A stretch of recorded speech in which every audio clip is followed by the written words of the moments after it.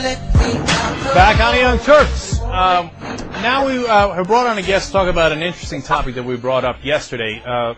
They did a poll recently, Zogby poll. It was actually commissioned by a conservative leading group called the O'Leary Report, but it didn't turn out with conservative results. 52% of voters supported legalizing and taxing marijuana instead of continuing the current, what is in essence a prohibition policy. The result was 52 to 37. It's the second poll in a row to say a majority of Americans saying that marijuana should be legalized. Now, Judge James Gray was on the Superior Court of Orange County until he retired this year, and he has gotten many awards and recognitions. And now he's also part of LEAP, Law Enforcement Against Prohibition, and he joins us now. Judge Gray, welcome to the Young Turks. Well, thank you, and it's certainly nice to be with you. We're very happy to have you. Let's first talk about your record while on the bench. You, in 1987, came up with a way for victims of drunk driving to tell their stories in front of the people who did it. And you also helped to establish a program later where youthful offenders would go and see the results of drunk driving accidents of people in the hospital. Tell me about those two programs real quickly and what drove you to institute them. Well, absolutely. It's key that people be held accountable for their actions, and nobody's going to dispute that. So as far as the alcohol-related offenses were concerned, if you take people that were not alcoholic and show them, just sit them down and show them what could be the results of their activity, it really can get to people. If they are addicted to alcohol, then you have to take them off alcohol before educational programs will do that. But it was clear to me when I first went on the municipal court, which is the lower trial court here in California, that alcohol-related offenses were the biggest unmet needs that we had, and we put in programs to address that by taking dangerous drivers and replacing them with sober drivers, and it worked pretty well, and I'm proud of it. Well, it's innovative, and it also gets tough on them because they have to deal with the consequences of their actions. So, absolutely. Yeah, and that makes sense in a couple of different ways. What put you over the top in saying our campaign against marijuana and keeping it illegal is not working? Well, you couldn't sit on my bench and watch us churning low-level drug offenders through the system. Putting them in jail doesn't help, and that's obviously the most expensive result, too. You see them back again because alcoholism and any drug addiction is a medical problem. And it makes as much sense to me to put this gifted actor Robert Downey Jr. in jail for his cocaine problem, and he'll always have one. He's doing pretty well now. But it would have made as much sense there as putting Betty Ford in jail for her alcohol problem. It's the same thing. But like you were saying, if Betty Ford, Robert Downey Jr., you or I drove a motor vehicle while impaired by, you fill in the blank, any of these drugs, then that's an issue for the criminal justice system because now by their actions, they're putting our safety at risk. You know, it's interesting because I got that same sense today as the front man for the group Fish actually went to go testify in front of Congress. His name is Trey Anastasio, if I'm pronouncing that correctly. And he was addicted to a number of things. But what's funny is if he's addicted to alcohol, that's not illegal. But if he's addicted to another drug, whether it's marijuana or something else, then that is illegal. Doesn't that seem absurd? It seems silly. And in fact, you or I tonight could go home and drink 10 martinis and not be in violation of law, even though clearly that would not be a healthy thing to do, a smart thing to do. But there's only so much that a government can, or in my view should do, to try to control what we put into our bodies. It makes as much sense for that to happen as it does the government what we put into our minds from my standpoint. Of course, I'm a libertarian and I'm proud of that. But hold people accountable for their actions. That works.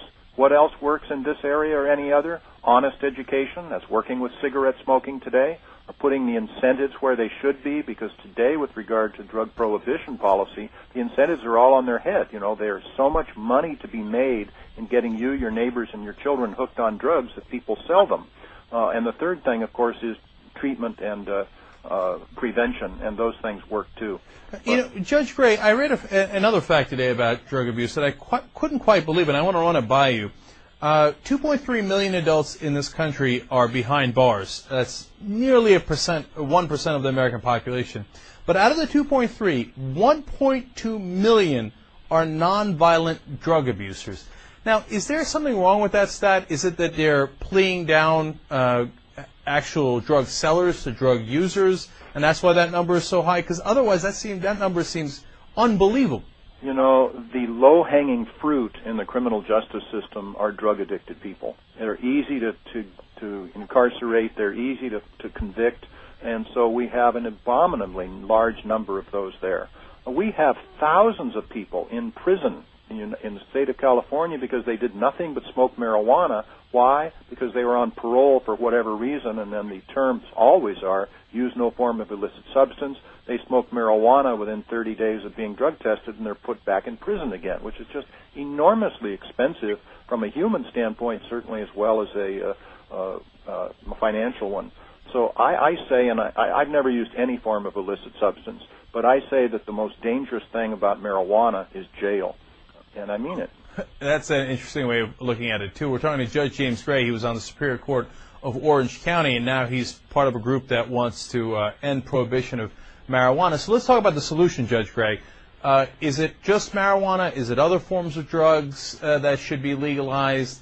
And how else can we deal with addicts? Well, the best thing to do, and the thing that people are willing to accept, and let's just find out, is to treat marijuana like alcohol. And I happen to think that we should treat other drugs that way as well, but let's just start with that and see what happens. What would happen? Well, I can speak only for the state of California, but we would save $1 billion that now we are spending in a futile effort to eradicate marijuana around the state and prosecute and incarcerate nonviolent marijuana offenders. And you can tell how successful we are in eradicating marijuana because it's still the largest cash crop in our state. Number two thing is that we could tax it and generate revenue of $1.3 billion. So that's a change in our budget deficit of $3 billion every year, and you'd think somebody would notice. But the third thing is that it would make marijuana less available for children than it is today, and I think that trumps the first two. Why? Because as soon as you prohibit this substance, you give up all of your ability to regulate it, control it. You don't, in effect, have today a marijuana dealer asking for ID. So those are things that we simply need to do. And, like you show in that poll, and there was a subsequent field poll as well just a couple of days ago, showing 56% of the voters in California favor treating marijuana like alcohol. This is going to sweep the nation. And then I promise you, once we have looked at what has happened, we will all group arm in arm and think how we ever could have maintained such a failed system for so long. Judge Gray, assuming that it's still illegal marijuana, are drug courts the answer? Because I'm going to run one more number by you here. Apparently, if you send a drug abuser to jail, he continues to abuse drugs in 85 to 95% of the cases. That's just the ones we know. It could be as high as 100%. And that they return to crime at a rate of 60 to 80%. Those are horrible numbers. But if you go to drug court, apparently 75% of graduates stay out of jail for at least the next 2 years. That's pretty accurate. Our recidivism rate without things like drug court and meaningful drug treatment are abysmally high, which is very expensive, of course, humanly as well as financially. The deal is that drug courts, and in fact, what I was doing with alcohol is probably the first drug court in the country back in 1984. But drug courts are really take a lot of time and effort. And so I say let's devote the drug court system to the people that are out there causing damage in the society, the people that are driving under the influence, the burglars, the people that are getting assaults under the influence, etc. Because we'll never run out of problem users. And then as far as the people that are not causing problems, let's not bring them into the criminal justice system in the first place and try drug treatment as well as honest education to address that issue. Final question, real quick for you, Judge Gray. The issue, informally, of course, they're not on the record, but how many of the people that you sat with that were on the bench thought, we're not winning this war on drugs, and that we have to go in the direction that you're suggesting? I'll even expand the question. Chiefs of police, mayors, people in the legislatures, well over half, those that would even talk to me privately, in the judge's elevator, in the judge's lunchroom, they all realize what we're doing isn't working. By the way, there's so much to discuss. I have a website that people want some more information, which is judgejimgray.com, and I have written that book, too, just to try to discuss this openly and honestly. And I appreciate being able to discuss this with you this evening. All right, everybody check out judgejimgray.com. And we really appreciate you coming on to talk with us on the Young Turks. Life is good. Take care. All right, you as well. Now, Judge Gray lives in Newport Beach. I was in Newport Beach the other day. And if you lived in Newport Beach, life would be good, too. Man, do they have some nice views over there. Looks real good. But, look, the bottom line on this is, this is untenable. Who thinks we're winning the war on drugs? Is there really anyone out there, conservative, liberal, Republican, Democrat, who thinks, no, we got this thing nailed. We got it on lockdown. It's over. We're winning the war on drugs. Nobody thinks that. And my main problem with this isn't the drug use. It's the gangs that are created because of the drug use that lead to far more actual violent crime. We have to wisen up here. We're not going down the right road. We got to switch directions.